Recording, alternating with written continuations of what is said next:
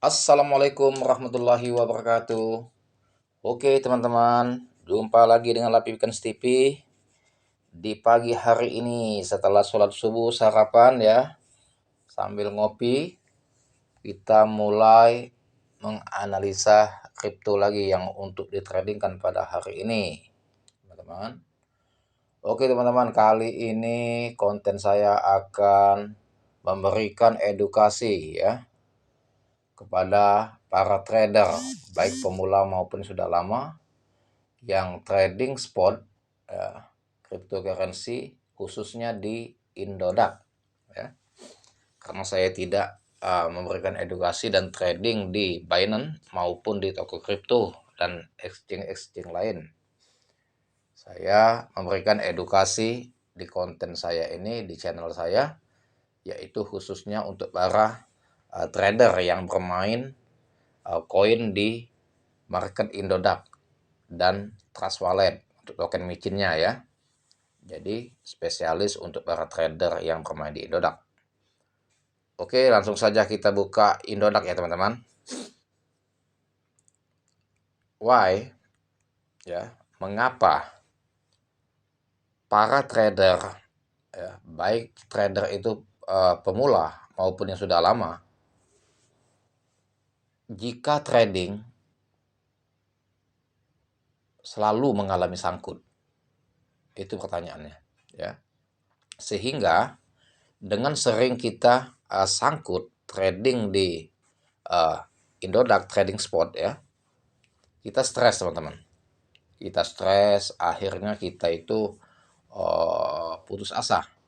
Karena ketika salah dalam memutuskan membeli koin ya, kita prediksi naik ternyata dia turun, dan semakin turun maka kita akan sangkut.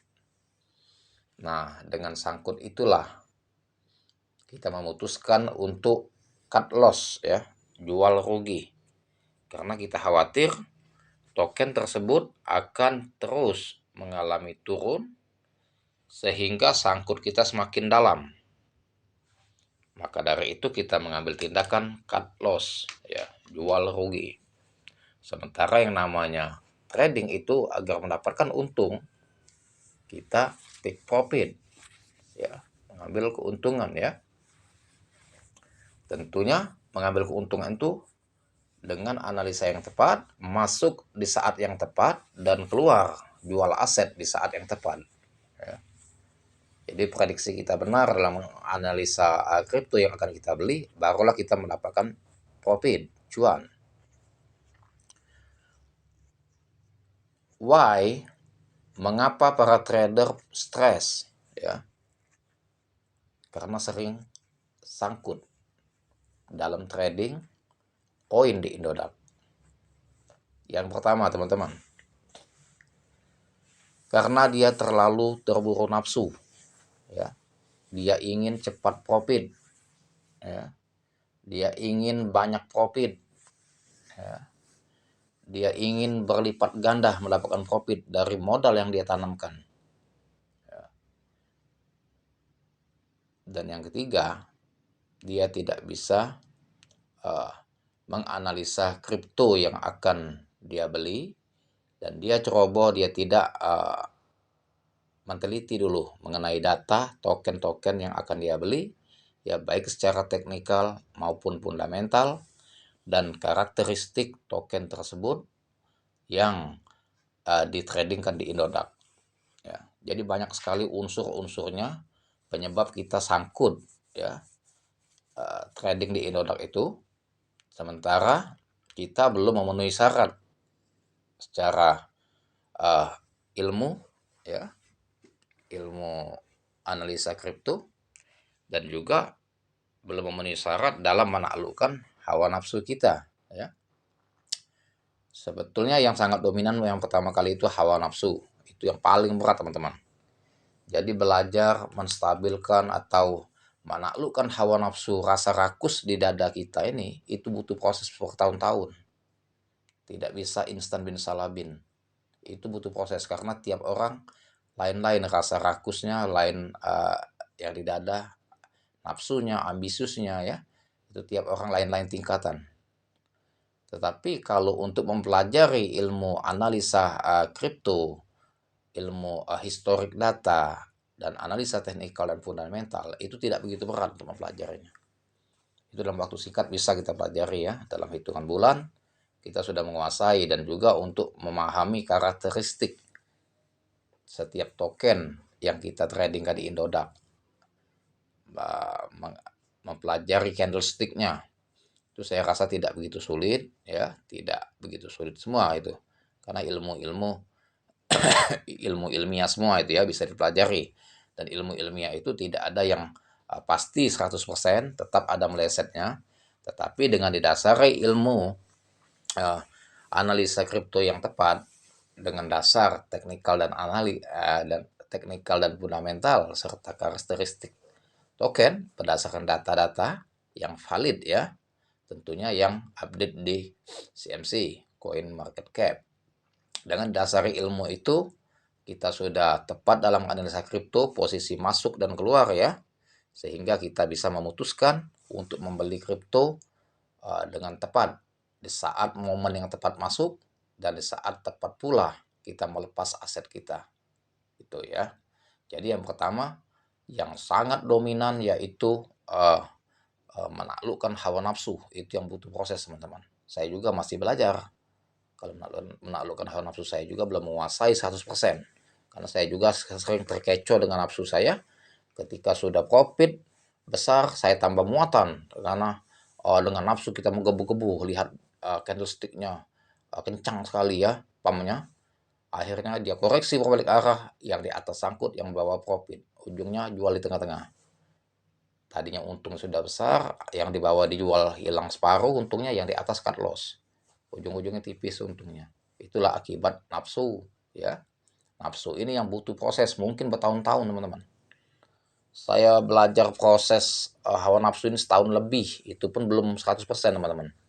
Bayangkan, belajar menaklukkan hawa nafsu. Tapi kalau teman-teman belajar ilmu analisa, itu dalam hitungan bulan saja kalau teman-teman giat, dapat itu. Jadi bisa dikatakan kalau kita sudah menguasai ilmu analisa teknikal ya, dan fundamental serta karakteristik koin yang kita mainkan di Indodax, itu tidak begitu lama teman-teman pelajarnya, dan bisa dipastikan ya analisa teman-teman itu 70% benar, paling 30% yang salah analisa teman. Contoh, seumpama ada 10 kripto yang teman-teman analisa ya, akan naik atau akan turun ya. Di antara 10 kripto itu paling yang salah 3, yang 7 benar. Nah, tapi kalau kita tidak dasari ilmu, justru kebalik. 10 kripto itu bisa 3 yang benar, 3 yang salah, 3 yang benar, 7 yang salah. Bahkan lebih parah lagi, 1 yang benar, 9 yang salah. Nah, yang sangat ekstrim lagi, salah semua analisa kita, 10 kripto tadi. Itu loh kalau tidak dasar dengan ilmu.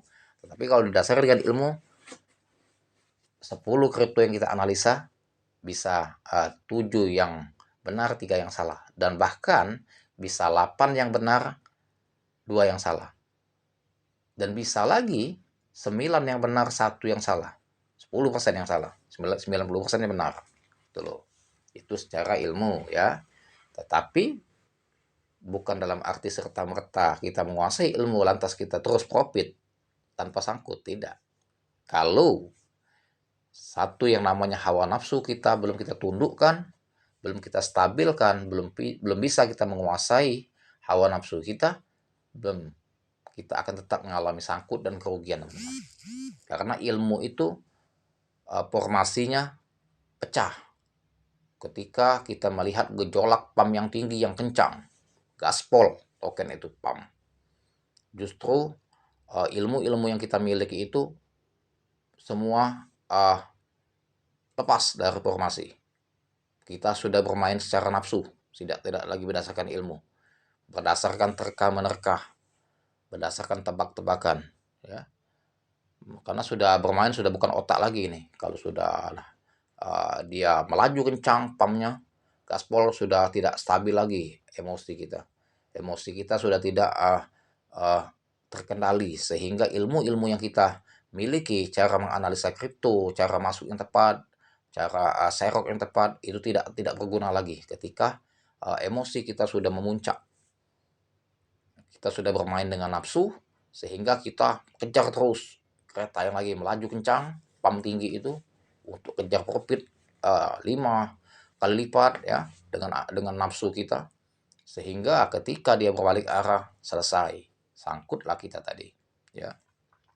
Cobalah teman-teman seperti CBG dulu waktu dia pam dari harga 1 juta ya langsung melaju ke 12 juta, itu emosi para trader gimana itu? Dia beli antri harga sekian nggak dapat barang, dia naik lagi ke harga 2 juta, kita antri di bawahnya sedikit, 1.900.000 nggak dapat barang lagi, melaju lagi dia. Itu kan emosi. Akhirnya apa? Kita kejar pakai instan, tem pakai instan. Naik lagi ternyata 3 juta ke 4 juta, sudah 400%, naik lagi 500%, 600 sampai 1000% dia tembus. Itu emosi kita gimana? Jadi akal kita sudah nggak main lagi itu. Kita nggak main akal lagi, sudah main nafsu. Nah, disitulah titik kelemahan para trader sehingga mengalami kerugian akibat sangkut yang sangat dalam. Ketika CBG tembus di angka 10 juta, nafsu kita semakin menggebu. Kita anggap ini akan bisa tembus, mengalahkan Ethereum. Wah, ini bisa kalah Ethereum ini. Ethereum baru di angka 20 juta, ini bisa-bisa di 30 jutaan harga CBG ini, terus naik.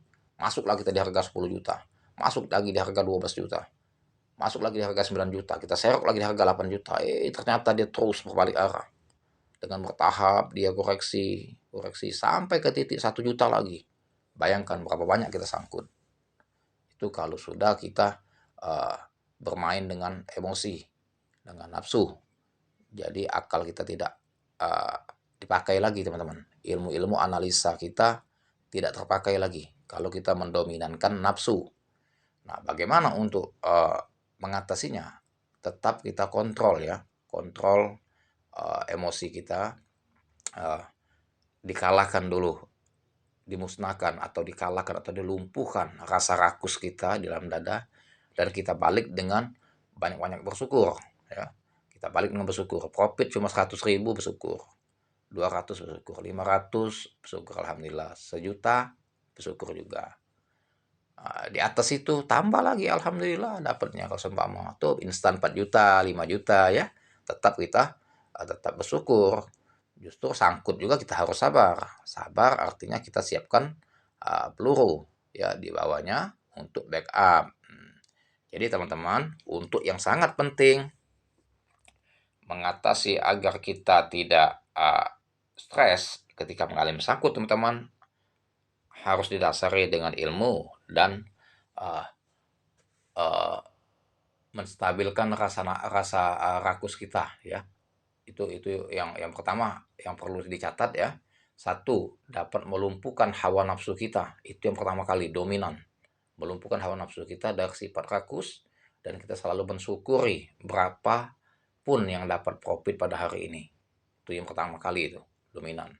Kedua, barulah cara yang tepat untuk masuk beli koin tersebut ya, dan kapan waktu momen yang tepat kita keluar, kita lepas aset itu ya. Kedua. Tiga, kenali token-token yang akan kita beli, karakteristiknya ya. Karakteristiknya kita kenali, seumpama CBG karakteristiknya kayak gini, kalau dia pump, kalau dia koreksi kayak gini, kalau dia setelah candle hijau dia merah, maka dia akan koreksi gini, dia akan memantul lagi. Kita pahami dengan sifatnya ya, karakter dia ya, karakter koin-koin yang kita trading di endok. Makanya ya, kalau trading itu fokus, jangan nanti main di Binance, main di toko kripto, trading lagi di Indodax. Jadi kita bingung, pecah konsentrasi teman-teman. Kalau trading cukup di satu exchange. Kalau kita banyak main exchange, karena karakter dia lain-lain. Di Indodax CBG kayak gini karakter dia. Dia di toko kripto belum tentu. Mungkin dia beda cara mainnya di sana. Seumpama dia ada di toko kripto ya, saya juga belum lihat apakah CBG ada di toko kripto, saya belum lihat di sana ya. Di Binance nggak ada. Kalau di Binance tuh seumpama WNXM ada itu. Seumpama WNXM di Indodax kayak gini karakteristiknya. Di Binance lain lagi dia. Belum tentu sama. Di exchange lain lagi. Jadi gitu. Jadi kalau kita sudah spesialis main di Indodax, fokus di Indodax. Karena kita memahami tiap hari. Oh ini kayak gini irama dia nih ya. Kalau dia pump gini. Oh kalau candlesticknya sudah kayak gini dia menunjukkan ini ya akan terjadi. Itu loh. Oh kalau dia sudah ah, posisinya berat sekali untuk tembok dia akan koreksi dalam. Kita paham. Oh ini. Itu loh teman-teman. Jadi nggak perlu teman-teman belajar teknikal. Oh setelah hammer ini akan muncul ini. Dah, itu tidak ada yang pasti. Teman. Tidak ada yang pasti ilmu itu. Yang jelas kalau menurut saya ya cara trading profit ya, dan minimalisir sangkut ya agar tidak sangkut ya tentunya tadi musnahkan rasa rakus ya. Yang pertama tadi kita harus menguasai dulu nafsu kita, menundukkan nafsu kita ya. Yang kedua tadi yang saya bilang tadi karakteristik token harus kita kenali ya, masuk yang tepat tadi, jual yang posisi tepat juga. Nah, mengapa teman-teman banyak para trader itu dengan dia trading dengan nafsu, akhirnya dia sangkut. Kita trading di Indodax itu mengapa sering sangkut dan dengan uh, uh, nafsu yang sangat menggebu-gebu ingin profit cepat. Pertama, godaan kita token-token yang pump di beranda. Itulah yang membuat kita sangkut pertama. Ketika dia masuk di beranda Indodax ya, posisi naik ini teman-teman. Pump ketika kita klik candlesticknya terus gaspol, itulah membuat kita tergoda. Ya. Tergoda ingin masuk, harapan kita dia akan ratusan persen pump. Posisi dia sekarang baru 50% seumpama. Itu kita kejar kereta ya. Karena banyak contoh token itu atau kalau pump sampai 500%, 300% ya. Sehingga dengan modal 5 juta kita beli bisa profit kalau 200% ya. Itu bisa jadi 15 juta, profit 10 juta kan itu harapan kita. Tetapi itu kan hanya sebagai uh, tebak-tebakan, prasangka kita ya. Bukan berdasarkan fakta, data ya, ya dan ilmu. Itu hanya prasangka dan tebak-tebakan kita ya. Sehingga salah prasangka dan tebakan kita, maka akan berbalik arah dia. Nah, itulah menjadikan kita sangkut. Tuh. Coba kalau di Indodax cuma ada satu kripto, tidak ada banyak kripto, ratusan kripto ini, aman kita main. Aman, nggak bakalan kita kalah terus, nggak bakalan kita sangkut, nggak bakalan kita rugi. Oleh karena dia banyak kripto inilah yang membuat kita rugi, membuat kita sangkut, membuat kita kalah, membuat kita cut loss karena banyak godaan. Itu loh. Jadi kalau saya kiaskan teman-teman ya, anggaplah kita ini laki-laki ya, ya yang normal ya. Kripto ini coba lihat, itu di IDR ada ratusan kripto ya, nggak sampai kurang lebih lah ya, sama USDT ya. Nah, tuh kurang lebih lah, kurang lebih anggaplah 100 ya, ada 100 kripto, 100 kripto, anggaplah 100 kripto. Nah, kita kiaskan bahwa kripto ini sebagai para wanita, sementara kita laki-laki. Nah, wanita ini ketika dia unjuk gigi uh, di beranda ada 5 yang naik ya, 5 yang turun di beranda ini. Yang masuk top 24 jam IDR volume pada hari ini ya. Bukan volume transaksinya, tapi top yang bullish ya. 5 token yang bullish pada hari ini ya, dan 5 pula token yang bearish pada hari ini. Ya, yang update di Indodax. Nah, ketika di antara ratusan wanita tadi ada 5 yang bermolek-molek unjuk gigi ya, mempesona ya, pam tadi ya, pam, sehingga kita tergoda lah dari 5 yang unjuk gigi ini. Nah, tetapi unjuk gigi ini bisa wanita ini untuk menjebak kita untuk beli dia, dan sementara kita bisa sangkut di saat dia berbalik arah, dia hanya mencari korban.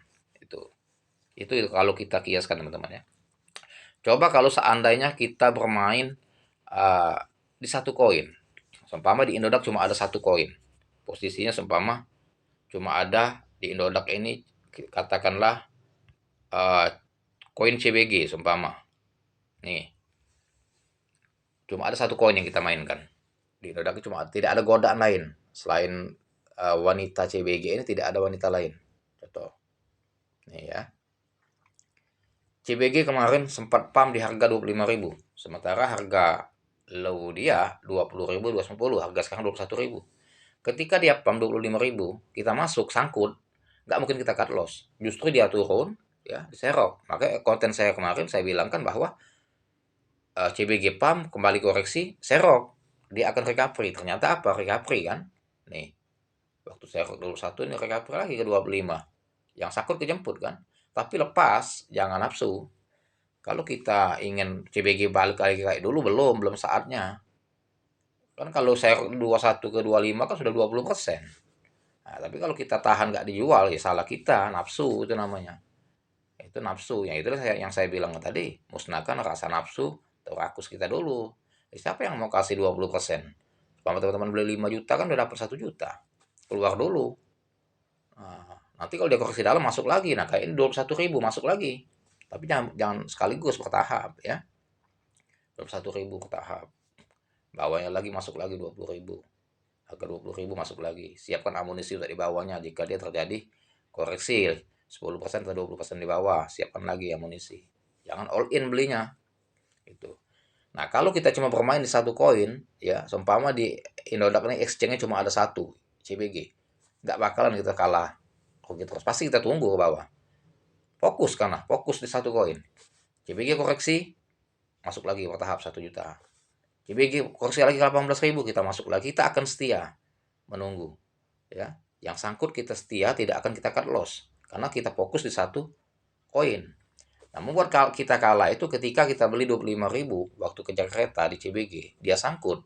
Posisi harga sekarang 21, kita minus 20%. Kita beli 1 juta seumpama. Artinya sudah minus 200.000 ya.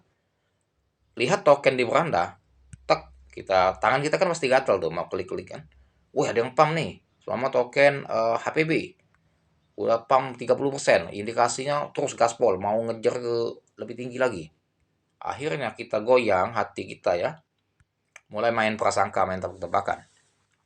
Prasangka, main tebak-tebakan, lantas ya, lihat CBG kita yang terus menggerus ya, sangkutnya semakin bertambah, koreksi terus. Kita ditambah dengan perasaan khawatir, CBG akan semakin dalam koreksi dan uang kita semakin menipis. Mulai tergoda. Kita mengambil kebijakan, ini bisa bahaya CBG nih. Kalau dia terus 50% bisa tinggal 500 uang 1 juta tadi. Sementara di depan mata HPB mau pump. Jual cut loss saja lah CBG. Kita masuk ke HPB. Biarlah rugi 200.000 di CBG, kita masuk di HPB. Kalau dia pump 100%, bahkan uang 800 tadi bisa jadi 1.600.000 profit. Biar kita jual rugi sedikit di CBG. Itu menurut uh, uh, yang ada di pikiran kita ya, dengan prasangka dan tebak-tebakan, hanya menduga ya, bukan berdasarkan ilmu ya. Akhirnya kita putuskan kita cut loss lah CBG tadi, yang posisi sangkut 20%, biar rugi 200 tinggal 800. Masuk lagi kita ke HPB. Dengan semangat kita masuk di beranda, belilah token HPB yang lagi pump. Seumpama sudah pump dia di katakanlah 30% baru, tapi candlesticknya terus menunjukkan akan bullish yang sangat tinggi ya, akan pump yang sangat tinggi. Cepat sekali candlesticknya bergerak ya, sehingga kita tergoda masuk HPB dengan harapan kita akan cuan. Dia HPB pump 100%, maka uang 800 tadi yang tadinya modal 1 juta sudah cut loss di CBG ya, 200 tinggal 800, dengan harapan uang 800 tadi bisa profit 100%, sehingga jadi 1.600.000. Jadi menang 600.000 gitu. Harapan kita. Ternyata setelah kita kejar kereta HPB, dia pump 35%, dari 30% kita masuk, berbalik arah. Dia ganti candle merah, koreksi, dan koreksi, terus koreksi mengerus sampai dia balik lagi ke ATH dia sebelumnya. Harga low, di harga bawah, sehingga dia belum memantul di malam harinya besok maupun lusa belum. Kita sudah putus asa lagi. Lihat HPB kita sangkut sudah 2 hari, kita tunggu sabar, gak bisa trading lagi nih, uangnya sangkut lagi di HPB. Begitu lihat token lain adalah yang pump lagi di beranda yang berpotensi praduga kita kayak tadi akan cuan, kita cut loss lagi di HPB ya, 20% lagi cut loss, tinggal 500, masuk lagi di koin baru. Itulah terus menggerus teman-teman. Jadi upayakan trading itu di satu koin ya. Dan juga open posisi yang sangat tepat masuk kita beli itu, jangan kalau bisa kejar kereta. Boleh kita kejar kereta, seumpama koin ini kayak Chin kemarin, dia terbang tinggi Chin, Wah, ini kita pelajari memang datanya sudah waktunya dia pump ya. Tapi ketika kita masuk, jangan masuk ketika dia melaju kencang. Melaju kalau dia melaju kencang biarkan saja, biarlah kita ketinggalan kereta ya.